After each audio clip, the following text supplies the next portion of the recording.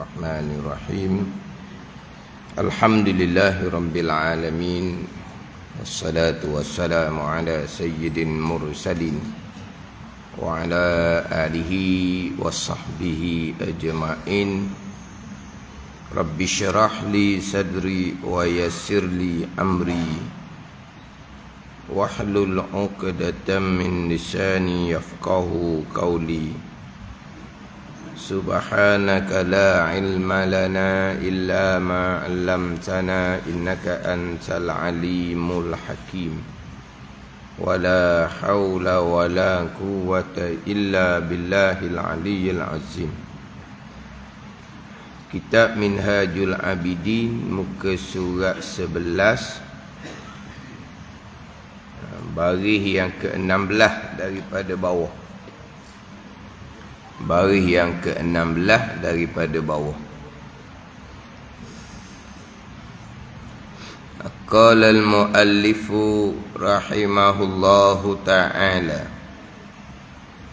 wa nafa'ana bi'ulumihi amin.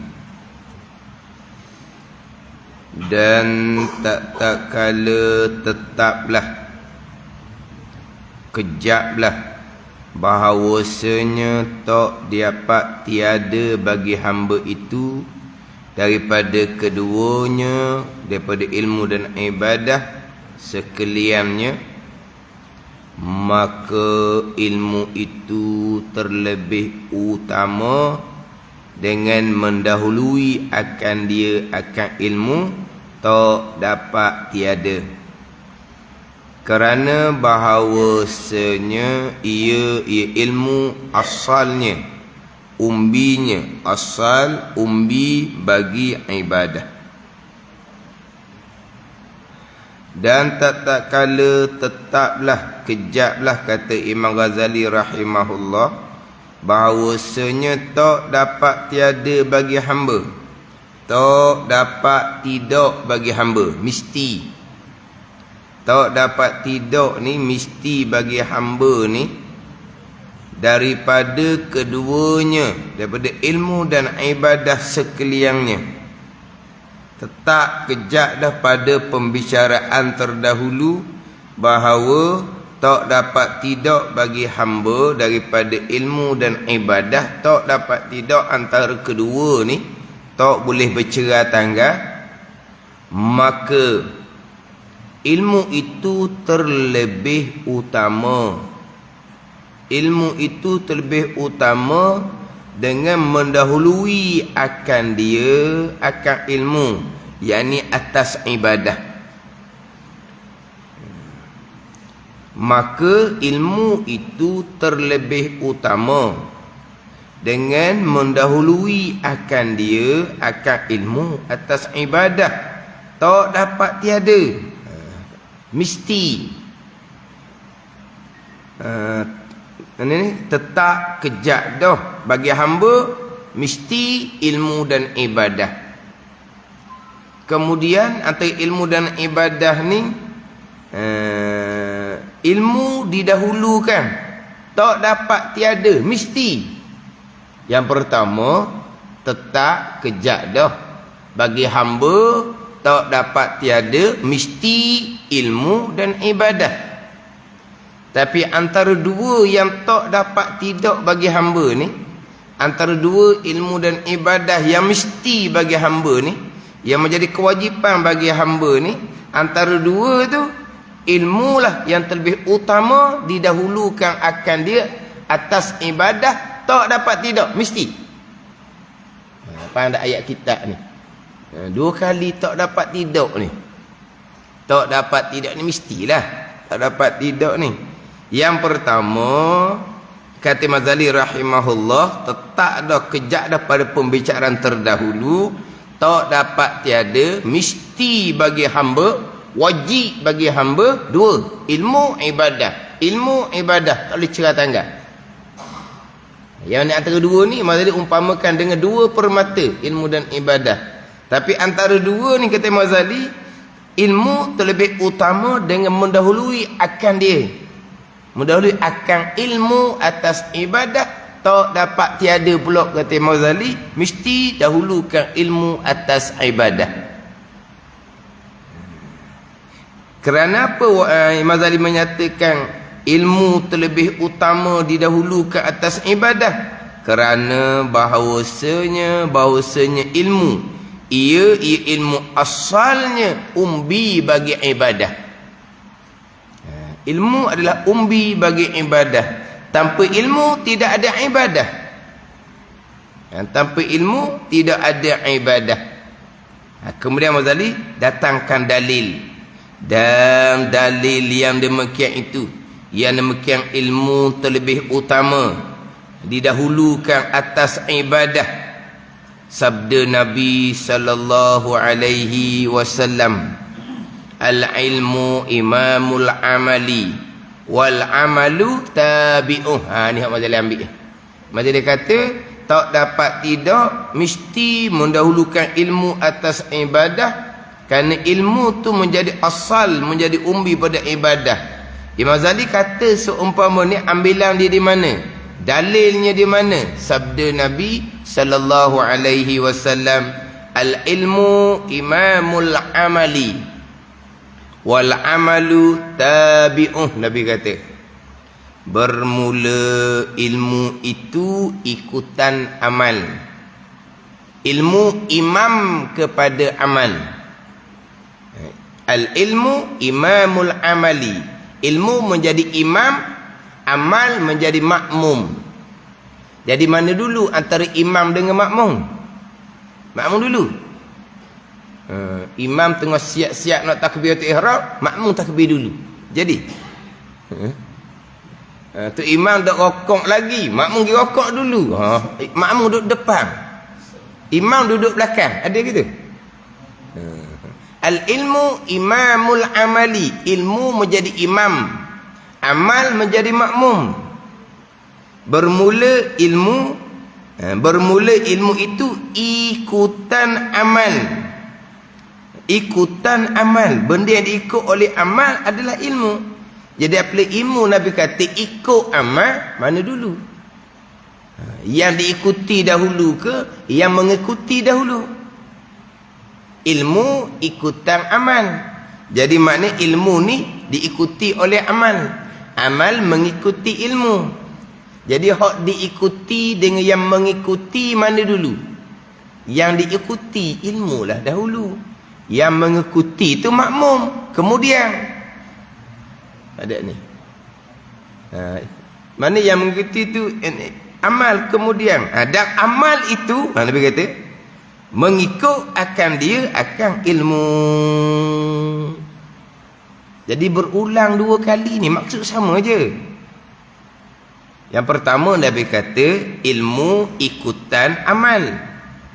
Lepas tu Nabi sebut pula dan amal itu mengikut akan dia akan ilmu. Hak tulis je Nabi tekan dua perkara ni. Pentingnya nak kena faham. Ilmu dahulu, amal kemudian. Tapi antara ilmu dengan amal tidak boleh cerah tanggal. Tapi ilmu dahulu. Wal amalu tabi'uh. Dan bermula amal ialah mengikut ilmu. Amal ialah mengikut ilmu. Jadi wal amalu mubtada, tabi'uh khabar. Dia mubtada khabar ni ain tula, benda sama. Pada ain tula benda sama. Mubtada dimunahunlah, khabar benda yang sama. Contohlah contoh. Zaid ialah ayah kepada Umar. Zaid ialah ayah kepada Umar. Ayah pada Umar namanya Zaid. Zaid ialah ayah kepada Umar. Zaid tu mubtada, ayah Umar tu khabar. Zaid ialah ayah kepada Umar. Nak tanya, Zaid dengan ayah Umar ni orang sama ke orang lain? Kita faham bahasa Malaysia. Zaid ialah ayah Umar. Ayah Umar namanya Zaid. Zaid ialah ayah Umar. Jadi nak tanyanya, Zaid dengan ayah Umar ni orang yang satu ke orang lain-lain?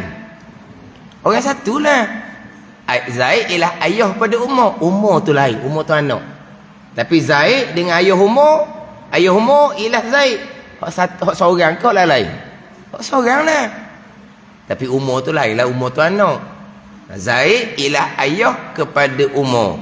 Zaid dengan ayah Umar hak tula. Wal amalu tabi'un, Nabi kata, dan amal ibadah ialah mengikut ilmu. Mengikut ilmu itulah amal ibadah. Tanpa mengikut ilmu bukan amal ibadah. Berbetulan dia buat tanpa ilmu. Tiba-tiba lepas belajar, supa saya buat sebelum ni. Tapi saya buat sebelum ni tak ada ilmu pun. Saya buat gamuk-gamuk je. Tiba-tiba lepas belajar kemudian supa dengan dalam kitab. Dapat pahala ke tak? Tu panggil amal ke tak?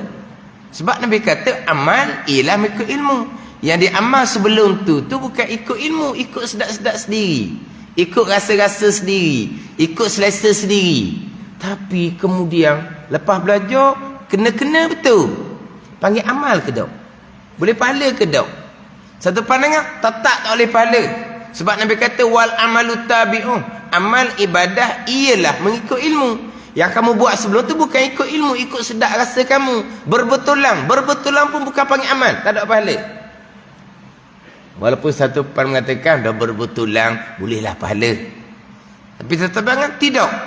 Sebab Nabi kata wal amalu tabi'un. Amal ialah mengikut ilmu. Itu kalau ada. Tanpa ilmu, amal berbetulan, tepat. Lepas belajar kemudian, oh betul, tepat. Ada ke seumpama tu? Tak ada.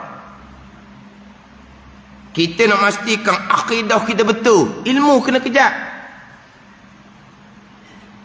Kalau tanpa ilmu, akhirnya berakidah dengan akal, dengan logik akal, bukan dengan ilmu Al-Quran, bukan dengan ilmu hadis Nabi sallallahu alaihi wasallam.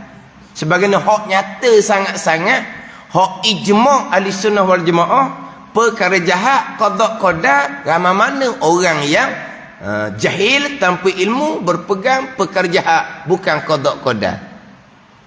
Ijma' ahli sunnah, Quran jelas, hadis jelas, tapi ilmu Qurannya tidak ada, jahil. Ilmu hadisnya tidak ada, jahil. Akhirnya dia pun berpegang menurut kepada logik akal. Mana menasabah perkara jahat Allah qadakkan, perkara jahat Allah marah, perkara jahat Allah tidak reda, perkara jahat Allah perintah kita cegah, Allah perintah kita marah. Takkanlah perkara yang Allah marah, takkanlah perkara yang Allah tidak reda, takkanlah perkara yang Allah perintah kita pergi cegah, pergi marah, tiba-tiba hak dia juga tak logik di akal. Tapi ilmu berdasarkan Al-Quran hadis itu qada-qadar, dah jahil. Akhirnya berpegang dengan logik akal, pegangan yang sesat. Ni hak Nabi kata wal jahilu aduullah walau kana abida. Orang jahil ni musuh Allah walaupun kuat buat ibadah. Dengan kejahilan akhirnya mensyirikkan Allah Subhanahu wa taala, mensyirikkan Allah pada perbuatan. Inna syirka la zulmun azim. Kesyirikanlah Tuhan kata kezaliman yang paling besar. Tapi rajin buat ibadah, tapi mensyirikkan Allah pada perbuatan. Sebab apa? Sebab nak berpegang, nak beramal. Sebab ilmu yang paling besar ilmu tauhid. Amal yang paling besar pegangan. Nak berpegang tabi'uh ialah mengikut ilmu. Tapi ilmu nak berpegang macam mana? Akhirnya berpegang dengan logik akal. Akhirnya berpegang dengan pandangan zahir. Pandangan zahirnya makhluklah yang menjadikan. Pandangan zahirnya nasi yang mengenyangkan. Pandangan zahirnya air yang menghilangkan dahaga, pisau yang memutuskan, api yang menghanguskan. Pandangan zahirnya pakaian yang menutupi aurah. Itu pandangan zahir. Tapi hak ilmu pegangangnya, hak Tuhan belaka, we jadi kenyang, perbuatan Allah Ta'ala. We jadi hilang dahaga, perbuatan Allah Ta'ala. Jadi putu, jadi hangus, perbuatan Allah Ta'ala. Tertutupnya aurah kita, perbuatan Allah Ta'ala, bukan perbuatan kain, baju kain yang kita pakai. Itu hak ilmu pegangan. Tapi kalau tanpa ilmu, berpegang sebagai zahir, kenyang kerana nasi pegangan ni. Itu jelas mensyirikkan Allah pada perbuatan. Kenapa? Kerana tak ada ilmu untuk diikuti, untuk dipegangi. Jadi amal ialah mengikut ilmu. Tanpa ilmu tak ada amal, tak ada. Sembahyang sama, bak ketaatan batin sama, tapi ilmu takkan ada amal. Dia takkan jadi berbetulan. Kita melakukan satu perkara tanpa ilmu, nyata kemudian berbetulan. Tak ada. Kalaulah dia datang mengaji Quran dengan satu guru, dia baca comel, dia baca betul, dia baca comel, pasti dia ada guru sebelum ni. Awak ni baca Quran ni bagus ni, comel. Awak belajar dengan siapa sebelum ni? Saya tak pernah belajar pun. Ini guru baru pertama kali saya nak belajar ni. Dan sebelum ni kamu baca betul? Saya reka je. Saya rasa sedap baca gitu. Saya pun baca kan. Ada tak pernah jumpa seumpama tu, dia baca Quran betul, tapi tak ada guru, dia tak belajar? Tak ada. Dia baca Quran betul tu, ada tu guru dia.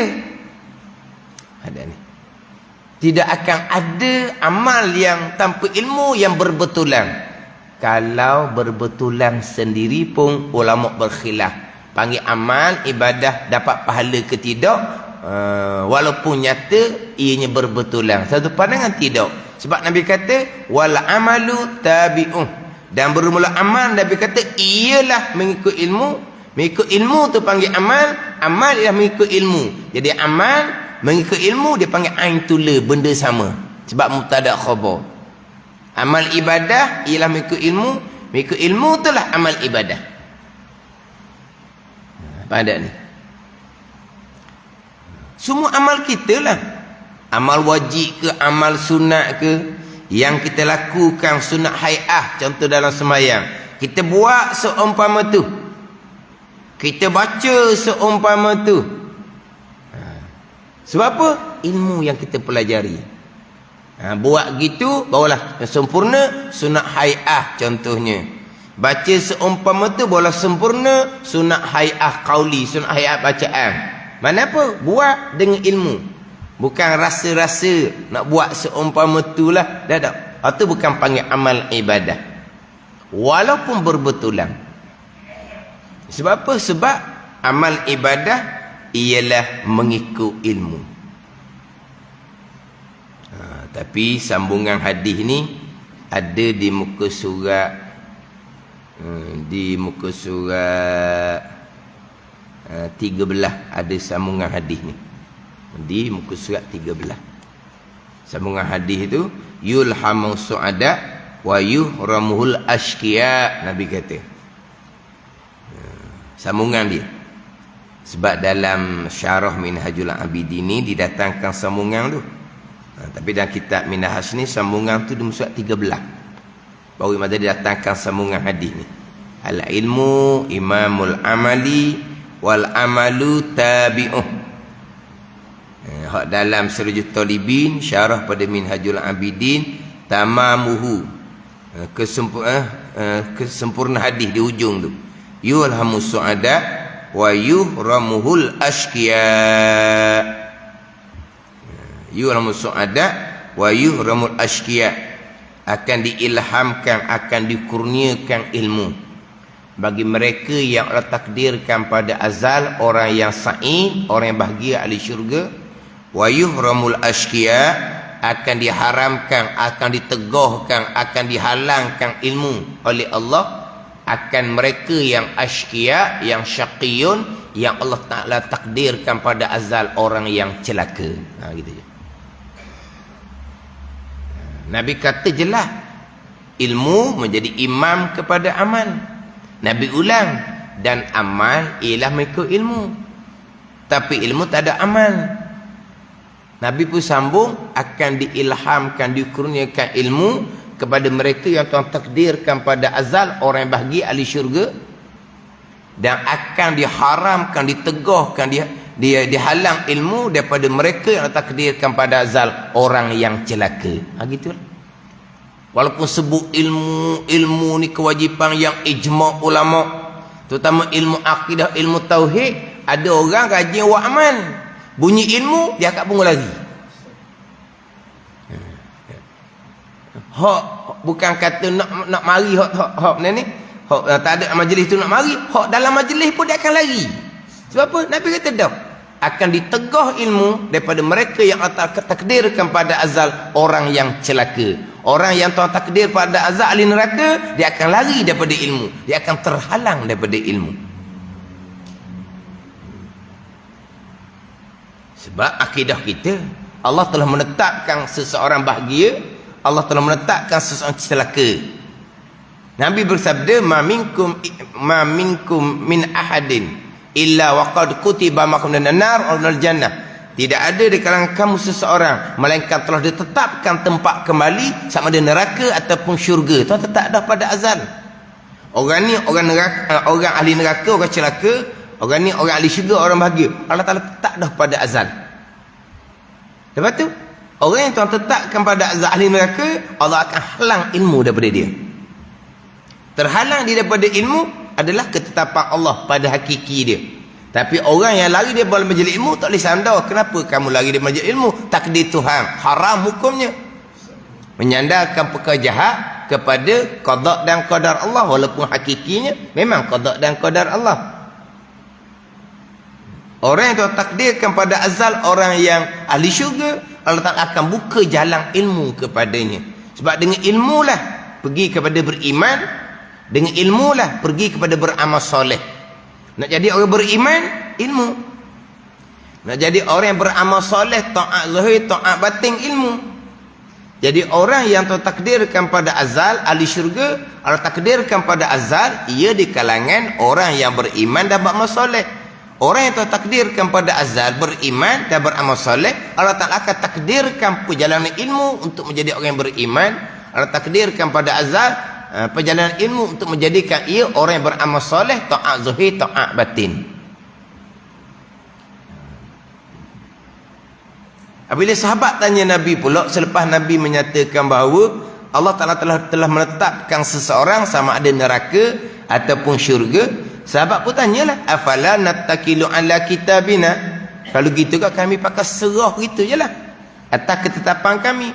Dan Allah telah menetapkan neraka, neraka lah. Allah telah tetapkan syurga, syurgalah. Lepas tu kami ni serah gitu je. Sahabat tanya. Nabi pun bersabda, i'malu fakullun muyassarun lima khuliqalah. Beramallah kamu dan tiap-tiap daripada kamu akan dipermudahkan jalan bagi kamu. Orang yang ahli sa'adah akan dipermudahkan pada jalan sa'adah, beriman dan beramal soleh. Orang yang ahli celaka akan dipermudahkan jalan pada jalan neraka. Rajin wa amal, pegangan kesat, pegangan karu. Allah akan permudahkan jalan, hak jalan celaka. Permudah macam mana? Tak mau belajar lah. Selesa je dengan tidak belajar. Bunyi ilmu tu dia sudah fobia dah. Kena belajar, jangan biarkan di dalam kejahilan. Tu kata kat aku tu jahil, tak ada kata siapa. Tapi dia kata macam kata ke dia jahil. Lepas tu akak pun lari. Ilmu nanti kan tak sempat nak amal. Tak sempat nak amal apa? Ngaji ilmu akidah, kita berpegang. Tak sempat nak amal apa? Kita belajar ilmu fiqh, kita semayang molek. Tak sempat nak amal macam mana? Kita belajar ilmu tasawuf untuk penyucian hati, kita mujahadahlah untuk menyucikan hati kita daripada sifat-sifat kecelaan. Tak sempat nak amal macam mana? Tapi Nabi kata dah, akan beramal, i'malu fakullun muyassarun lima khuliqalah. Beramallah kamu, akan dipermudahkan bagi kamu, akan dipermudahkan bagi amal untuk tempat yang menjadi bagi kamu. Kalau Tuhan tetap dah kamu untuk ahli neraka, senang selesa dengan kejahilan. Kalau Tuhan tetap dah kamu untuk ahli syurga, selesa senang dengan sentiasa dalam majlis ilmu. Mana? Semua telah ditetapkan oleh Allah Subhanahu wa ta'ala. bahagian masing-masing, jalan masing-masing. Dari segi syariah mengajar, dari syariah beri nasihat, dari syariah beri panduan. Orang nak ikut sama ikut, perjalanan masing-masing, bahagian masing-masing. Gitu je. Dari segi syariahnya kita kena menyampaikan ilmu agama. Dari segi syariahnya kita suruh makruf cegah mungkar. Tapi macam mana orang bahagian masing-masing, jalan masing-masing, tuan tetap dah pada azal sama ada neraka ataupun syurga. Jadi akan diilhamkan, akan dibuka jalan ilmu kepada mereka yang Tuhan takdirkan pada azal orang bahagia, kata Nabi, wa yuhramul ashqiya, dan diharamkan, ditegah, dihalang ilmu daripada mereka yang takdirkan pada azal orang yang celaka. Walaupun Nabi mulai dengan ilmu imam kepada amal, dan amal tabi'uh ialah mengikut ilmu. Terutama sekali amal yang paling besar iaitu i'tiqad, mentauhidkan Allah Subhanahu wa ta'ala. Memang saya sentiasa tekan kalau bab ilmu tauhid, bab pegangan. Sebab apa? Sentiasa ada sokmo hok mari, kadang-kadang mari jauh, cerita perjalanan dia cari ilmu, berguru dengan banyak guru, tanya bab pegangan, tanya bab qada dan qadar. Tapi alhamdulillah yang mencari tu orang ada asas, jumpa dah hok sebenar puluh-puluh tahun dahulu. Kemudian cari guru lain pula, nak memantapkan lagi, cari-cari, tak kena dengan hok asal belajar dulu. Cari-cari tak jumpa juga dengan hok asal dia belajar dahulu. Dan sebab dia belajar betul dah dahulu. Tanya bab qada dan qadar, tanya bab kedudukan ikhtiar usaha sebagai seorang hamba. Kedudukan ikhtiar usaha bagi seorang hamba ni, kita ni kan, kita ni ada ikhtiar usaha kan, kita wajib berpegang, kita ada ikhtiar usaha kan. Cuma ditanyanya kedudukan ikhtiar usaha kita ni, setakat mana ikhtiar usaha kita. Ada guru yang ajar ada beberapa persen ikhtiar usaha kita, hak baki tu hak qada-qadar. Ada persen-persen pula, bukan sekalian qada dan qadar. Hak banyak tu qada dan qadar lah, tapi berapa persen ikhtiar usaha kita, bukan qada-qadar. Tapi hak baki, hak banyak tu qada-qadar. Jadi rukun iman kitanya sekalian qada-qadar tak kena. Sebab apa? Sebagian besar qada-qadar, sebagian kecil ikhtiar usaha. Baru kena. Ada rukun iman gitu. Ataupun kita letak persen senang lah, 90% qada-qadar, 10% ikhtiar usaha kita, bukan qada-qadar. Ada rukun iman gitu. Sekalian qada-qadar termasuk ikhtiar usaha kita pun qada-qadar nah. Tak ada persen-persennya, hak Tuhan belaka. Walaupun kita wajib berpegang, hamba ada pilihan dan perbuatan, pilihan dan perbuatan hamba qada-qadar Tuhan. Nanti dalam kitab Minhaj ni muka 16 nanti, terdetik di hati pun qada dan qadar. Pilihan hati sama telur nah. Dan kitab Minhaj ni berkelip mata memandang pun qada dan qadar. Usaha hamba, gerak dia hamba, qada-qadar nah. Ada persen-persen pula. Jadi kita berat-berat juga. Tapi wajib berpegang, hamba ada pilihan dan perbuatan. Walaupun hakikinya pilihan dan perbuatan hamba tetap qada-qadar, tetap perbuatan Allah Ta'ala tu pegangan kita. Jadi macam-macam jadinya. Tak ada hak ilmu yang paling besar, tak ada hak amal yang paling besar, ilmu tauhid. Amal yang paling besar mentauhidkan Allah, maka hak lain-lain tu tak akan diterima oleh Allah Subhanahu wa ta'ala. Rajin buat amal ibadah sekalipun kalau pegangan tutur peso. Pegangan kena pegangan yang sebenar, kemudian amal yang soleh, taat zahir, taat batin.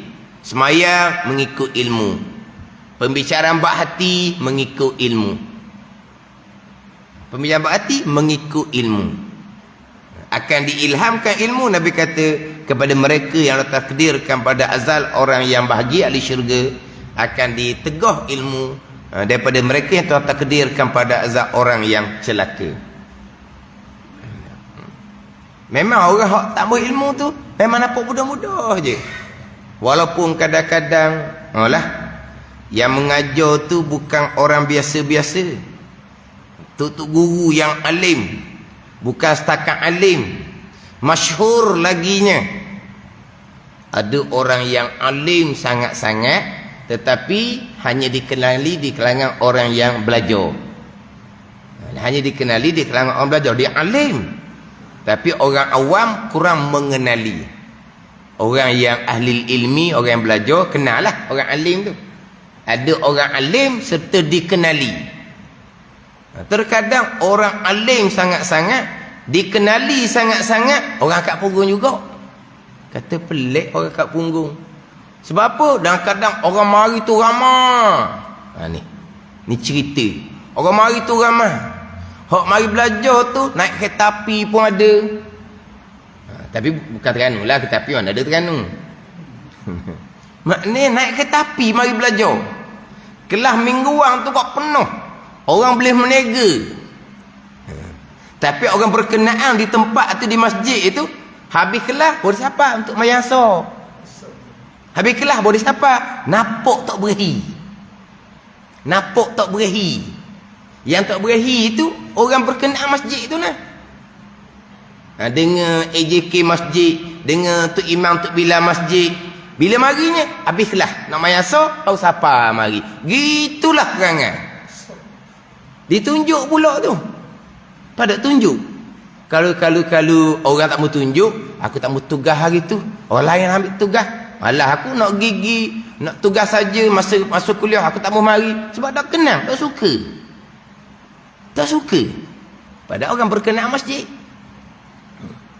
Puluh tahun, 30-40 tahun kuliah. Penuh tiap-tiap minggu. Kena COVID, cuti 2 tahun. Lepas buka COVID tu, tak mau terima dah. Tambah buat kelas. Mana apa? Peluang untuk orang yang tak berahi tu nak sekat ilmu tu. Dah cuti dah COVID kan, setahun 2 tahun. Jadi, nak mula balik. Tak mula. Sebab selama ni pun, Tok Guru mengajar, dia tak pernah mari pun. Habis kelas nak mayasa, baru dia siapa. Mayasa ke Zuhur gitulah. Apabila cuti setahun 2 tahun, COVID, maka tak ada kelas, ada dah. Orang ramah tu nak sangat, orang menega tu nak sangat sebab boleh cari rezeki seminggu sekali, dah tambah. Berapa? Dia tambah ke majlis ilmu tu. Yang mengajar tu 30-40 tahun, bukan 10-11 tahun. Yang mengajar pula guru yang alim, masyhur pula, penuh sekali mengajar. Tapi orang berkenaan tambah. Tak minat, tak suka. Itu kata bahagian masing-masing. Bila terhenti dengan COVID setahun 2 tahun ni, satu peluang lah. Satu peluang untuk sekat. Ada ni. Hak dalam dah tu. Hak dalam masjid dah tu. Hak tak pernah main masjid. Oh, dia tak kacau orang masjid. Dia tak kacau. Ramanya orang mari belajar. Bila nak mari belajar sama mari duduk di nitah di hati gitu je lah. Tak mari-mari pun. Tapi ada lintasan tu. Kita tengok orang ada masa nanti nak mari dengar jugalah. Ada niat baik tu ada lah. Orang duduk luar tak kacau. Orang duduk dalam tu lah. Habis kelas, tak nak semayang, baru mari. Habis kelas, tak nak semayang, baru mari. Apa ni? Bahagian masing-masing. Tak minat. Dengan ilmu tu tak minat. Faham tak? Sebab tu tak pelik lah. Orang yang lari dari majlis ilmu tu, perkara perjalanan masing-masing. Ilmu wajib didahulukan atas amal. Tak dapat tidak, kerana ilmu menjadi asal umbi kepada amal. Al-ilmu imamul amali wal amalu tabi'uh yalmu su'ada wa yuhramul asya. Ilmu menjadi imam kepada amal, menjadi ikutan bagi amal, dan amal itu mengikut akan dia akan ilmu. Ni ambil molek dah kitab Minhajul Abidin. Pembicaraannya pembicaraan ilmu. Akabah yang pertama ilmu, tapi Imam Ghazali sekalikan ilmu dengan amal ibadah. Tapi ilmu adalah asal, ilmu menjadi umbi kepada amal ibadah. Tapi Imam Ghazali sekalikan ilmu dan amal ibadah diumpamakan dengan dua permata. Dijadikan langit dan bumi, dijadikan jin dan manusia adalah untuk beramal, mengenal akan Allah Subhanahu wa taala, untuk berilmu, untuk mengetahui akan kekuasaan Allah, dan untuk mengabdikan diri akan Allah Subhanahu wa taala. Kemudian dua pekerjaan ni pekerjaan yang paling besar sekali, yang mana kita dalam kehidupan dunia kita kena penat, kita kena payah dengan ilmu dan ibadah. Dengan ilmu dan ibadah. Tapi lepas cerita ilmu ibadah, boleh tekankan ilmu terlebih mulia, ilmu terlebih afdal daripada amal ibadah. Ditekan bab ilmu, kemudian bab amal ibadah. Barulah dia ni Mazalid ulang balik, dan tak kalau tetaplah, kejaplah bahawa tak dapat tidak bagi hamba daripada dua, ilmu dan ibadah. Dan tak dapat tidak, ilmu didahulukan daripada amal ibadah. Didatangkan dalil al-ilmu imamul amali wal amalu tabi'uh. Ilmu menjadi ikutan kepada amal, dan amal itu mengikut akan dia akan ilmu. Jadi sepatutnya orang rajin beramal lah paling kuat belajar. Gitulah. Orang yang beramal paling kuat belajar. Tapi macam-macam lah. Oh ni jumpa lama dah lah, macam-macam pesing lah. Kalau tamu belajar tu macam-macam alasan. Ada yang kata nanti kan tak sempat nak amal. Kita tahu satu amal satu, tahu satu amal satu. Masa Nabi pun tak ada mengaji kitab gitu, dia kata. Masa Nabi tahu satu amal satu. Masa Nabi syariah sedang diturunkan, syariah belum lagi sempurna. Mas kita ni terima agama yang syariah sudah sempurna. Kena belajar dengan sempurna lah syariat Nabi sallallahu alaihi wasallam. Masa Nabi tu syariat turun satu, turun satu, turun satu. Jadi masa Nabi tak ada kitab, tak ada apa, dia kata. Tak ada kitab. Tahu satu amal satu. Masa Nabi Quran pun tak ditulis pun laginya. Bukan kitab, buku-buku yang dibaca tu masa Nabi tak ada.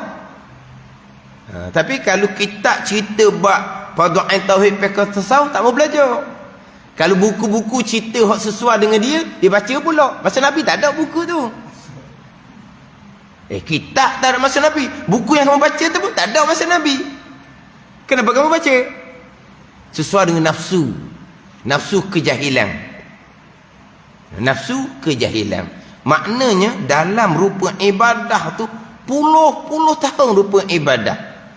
Tapi ilmu tauhidnya macam mana? Tak pernah belajar. Ilmu fiqh fardhu'ainnya macam mana? Tak pernah belajar.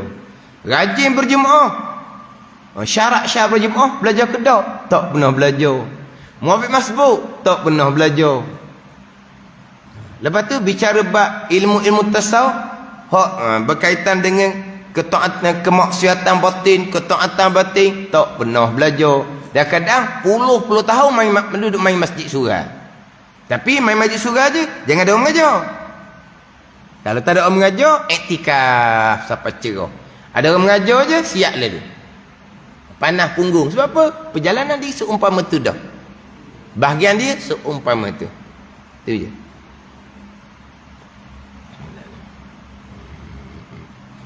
Jadi dalam kitab Minhaj ni ambil molek. Mazali tekan ilmu ibadah, tekan hak kepentingan ilmu yang lebih afdal, ilmu yang lebih mulia daripada amal ibadah, ilmu yang lebih besar pahala daripada amal ibadah.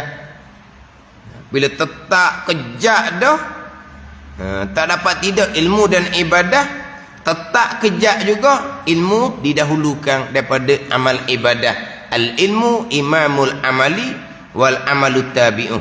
Ada orang jadikan hadis ni sebagai slogan kau gitulah. Al-ilmu imamul amali wal amalu tabi'uh. Bermula ilmu itu ikutan amal, dan amal itu mengikut akan dia, mengikut akan ilmu. Tapi kadang-kadang orang jahil ni, kalau tak pandai takkan boleh semayang. Ada ilmu lah tu boleh semayang tu. Adalah ilmu. Ilmu semayang ada 5 waktu.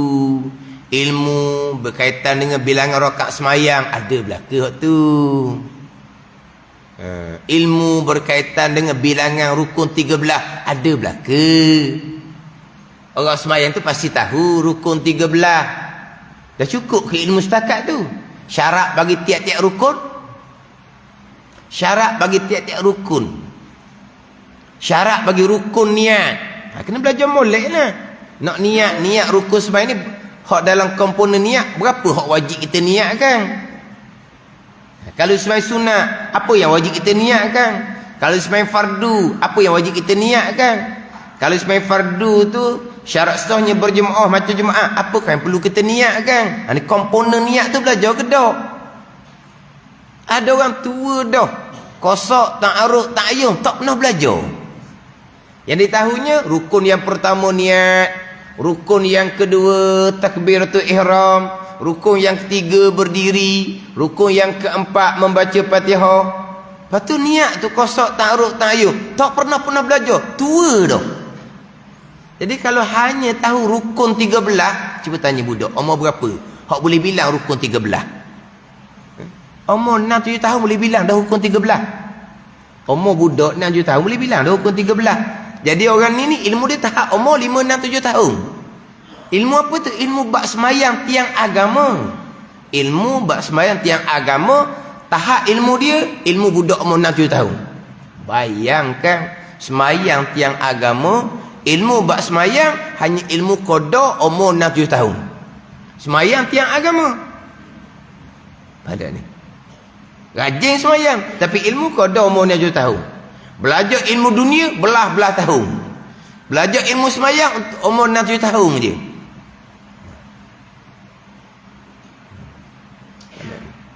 Belum bicara lagi bab syarat, bab taharah apa semua. Tapi ada orang yang cakap seumpama tu, orang ceramah pun cakap gitu juga. Kalau tak pandai, takkan boleh semayang. Boleh semayang tu pandailah. Macam hadis masih salatah tu lah. Hadis khalaq bi rafi' itu. Hadis ni masyhur lah. Sebab rukun 13 kita tu daripada hadis ni kan. Hak Nabi bersabda, "Iza kumta ila salah fakabbir, sumaqra ma tayassar kamil Quran, sumarka hatta tatma'inna raki'an." Atau Nabi ajar pada khalaq bi rafi'. Sahabat orang Badawi di semayang berampiran dengan Nabi 3 kali di semayang. 3 kali semayang buat cara sendiri, tak tanya Nabi sepatah pun. Ini orang sombong, jahil tapi sombong. Bila masuk masjid Nabi SAW, ada Nabi tanyalah sepatah dulu buat ukur semayang. Dah dia buat cara dia sendiri. Di semayang siap-siap berjumpa dengan Nabi, beri salam. Nabi berjawab salam khalaq bi rafi'. Nabi pun sabda, irji' fasalli fa innaka lam tusalli. Kembali kamu, semayang kamu belum sembahyang. Nabi kata kamu belum semayang. Tahukah khalaq bi rafi' ni sampai bilangan rakaat tak tahu? Tapi kenapa Nabi kata kamu belum sembahyang? Nabi tak kata kamu semayang dah tak jadi. Nabi tak kata kamu dak semayang lagi. Tapi Nabi suruh semayang pula. Nabi tahu dah semayang tak betul, dah pandai sangat, semayanglah. Dia semayang sungguh. Semayang, mari jumpa Nabi pula. Nabi kata kembali kamu, semayang kamu belum semayang. Nabi suruh pula. Tahu dah kawan tu jahil, dah jahil sombong, dia semayang pula. Pergi semayang kali yang ketiga, mari jumpa Nabi. Nabi pun perintah sama juga, kembali kamu dan semayang oleh kamu kerana kamu belum sembahyang. Dia pun mengaku tak pandai. Oh, Nabi ajar. Bukan kerana 3 kali Nabi ajar. Iza kumta ila salah fakabbir, maka takbirlah oleh kamu. Itu rukun semayang tu. Faqra ma tayassara min al-Quran, baca hak mudah daripada ayat Quran, baca Fatihah. Kalau mazhab Syafi'i, mazhab Hanafi baca surah mana pun. Baru Nabi ajar. Bukan kerana 3 kali. Kerana dia mengaku dok pandai, baru Nabi ajar. Pandai ni. Kalau kata semayang pandai, dah kholak berapek semayang 3 kali. Tiba-tiba dia kata kamu belum sembahyang. Kalau semayang mesti pandai. Dah tu kholak berapek tak pandai. Ini cakapan orang-orang yang tak ada ilmu belaka lah. Kalau tak pandai, takkan boleh semayang pandai. Semayang macam kholak berapek. Nabi kata kamu belum sembahyang. Nabi tengok kholak berapek semayang salah, Nabi tak cegah pun. Walaha Nabi tengok benda mungkar depan mata Nabi. Nabi bersabda, "Man ra'a minkum munkara" tu lah. Siapa tengok perkara mungkar, maka hendaklah cegah dengan tangan. Nabi kena hentikan solat kholak berapek semayang pertama tu. Nabi kena henti dah.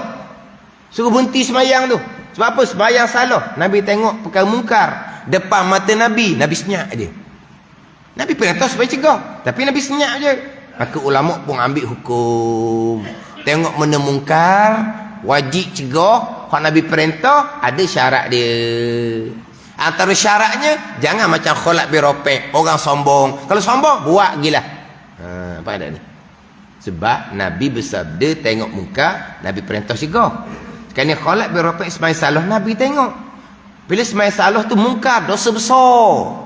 Orang dok semayang, dosa besar. Orang semayang salah, tak mencukupi syarat hukum, dosa besar juga. Hukumnya belum sembahyang. Benda mungkar berlaku depan mata Nabi. Tapi kenapa Nabi tak cegah? Sebab ada syarat. Ulama pun letak syarat. Syaratnya jangan macam kholak berapek, orang sombong. Kalau orang sombong biar dibuat lah. Dah pandai sangat. Nabi tak cegah masa tengah semayang. Nabi tak hentikan. Sudah semayang, Nabi tak panggil. Nabi tak panggil. Dia datang berjumpa dengan Nabi sallallahu alaihi wasallam. Macam mana kalau itu balik? Sudah semayang, dia pun akak pun balik. Tak tegur pun dengan Nabi. Balik Lepas tu macam mana dia semayang salah sepaka sudah. Biarlah pandai sangat, sombong. Pandai ni. Dia mari jumpa Nabi, bukan Nabi panggil. Dia mari jumpa Nabi, Nabi tak ajar. Nabi suruh semayang semula. Kamu belum semayang. Nabi tengok dah semayang tu salah. Mari jumpa Nabi, ajarlah semayang kamu salah. Kenapa Nabi suruh semayang pula? Sombong, pandai sangat. Buatlah. Sampai 3 kali. Bukan kerana 3 kali. Kerana dia mengaku tak pandai bahawa Nabi ajar. Jadi maknanya, kalau semayang pasti pandai, salah sangat-sangat. Ada juga orang hak jenis, orang Islam, berimanlah dia kata. Orang Islam, berimanlah. Tu jahil sangat.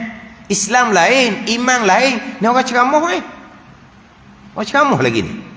Orang Islam, berimanlah. Sifat 20 tu belajar kakak-kakak sudahlah. Dia mudah je. Ada ni. Jadi orang jahil ni macam-macam dia punya alasan. Perjalanan masing-masing, bahagian masing-masing. Tuawi peluang kita belajar kitab Minhaj ni, kita ambil molek, pedoman, panduan, susunan dalam kitab Minhajul Abidin. Perjalanan pengambilan diri kepada Allah Subhanahu wa taala, Minhajul Abidin ila Jannati Rabbil Alamin, nama kitab ni. Perjalanan pengambilan diri kepada Allah, kepada syurga bagi Tuhan bagi sekalian alam. Nak perjalanan sebenar, tengok boleh dalam kitab Minhaj. Susun daripada ilmunya, taubahnya, satu peringkat. Dan ilmu ni panjang pula ni. Ilmu mana yang kita kena dahulukan? Ilmu tauhid, ilmu fiqh, ilmu tasawuf. Kemudian hak fardhu ain tauhid setakat mana? Fardhu ain fiqh setakat mana? Fardhu ain tasawuf setakat mana? Ambil molek dalam kitab Minhaj ni. Detail terperinci dalam kitab Minhaj hak berkaitan dengan sukatan fardu ain daripada ilmu tauhid, fiqh, tasawuf. Hak dalam kitab Minhajul Abidin. Tahu peluang kita belajar kitab ni, mudah-mudahan tahu peluang kita tahu taufik hidayah, kita boleh mengikuti hak perjalanan pengabdian diri kepada Allah sebagaimana yang disusun oleh Imam Ghazali rahimahullah. Dan sesungguhnya adalah ilmu itu asal dan ikutan. Asal bagi amal dan ikutan bagi amal. Lazimlah engkau, mestilah engkau, wajiblah engkau dahulu akan dia akan ilmu atas ibadah. Berulang kitab Minhaj ni, dahulukan ilmu atas ibadah. Kenapa mesti dahulukan ilmu atas ibadah? Kerana dua perkara. Kan dulu sebab ni Mazali kata, sebab itulah wajib dahulukan ilmu atas ibadah. Sebab yang pertama, supaya amal ibadah kamu tu jadi dan selamat. Sebab yang kedua, supaya jadi orang yang takut kepada Allah, yang sebenar-benar takut. Orang yang tanpa ilmu tidak akan takut kepada Allah, bukan sangat berani dengan Allah. Rokok sujud tanpa peduli ilmu tauhid, berani dengan Allah. Rokok sujud tanpa ilmu fiqh, berani dengan Allah. Rokok sujud serta riya, ujub, takabur. Orang yang jahil, orang yang sangat berani dengan Allah Subhanahu wa taala. Sebab yang pertama, supaya amal kamu jadi dan selamat. Nak jadi amal ibadah, nak sah amal ibadah, tauhid kena betul, fiqh kena betul. Nak selamat amal ibadah, hati kena ikhlas, tidak bersifat dengan sifat kecelaan. Jadi nak jadi amal ibadah, nak selamat amal ibadah, ilmu tauhid, ilmu fiqh, ilmu tasawuf, sekurang-kurang hak qada fardu ain. Wallahu a'lam. Bismillahirrahmanirrahim. Alhamdulillahirabbil alamin. Wassalatu wassalamu ala sayyidil mursalin wa ala alihi wa sahbihi ajma'in. Allahumma ftah alaina futuhal arifin. Allahumma allimna ilma akdamin wa fahimna famasabikin warzuqna ruqat talibin. Allahumma zidna ilma wa alhiqna bis salihin. Wa sallallahu ala sayyidina Muhammadin wa ala alihi wa sahbihi wa sallam. Walhamdulillahi rabbil alamin.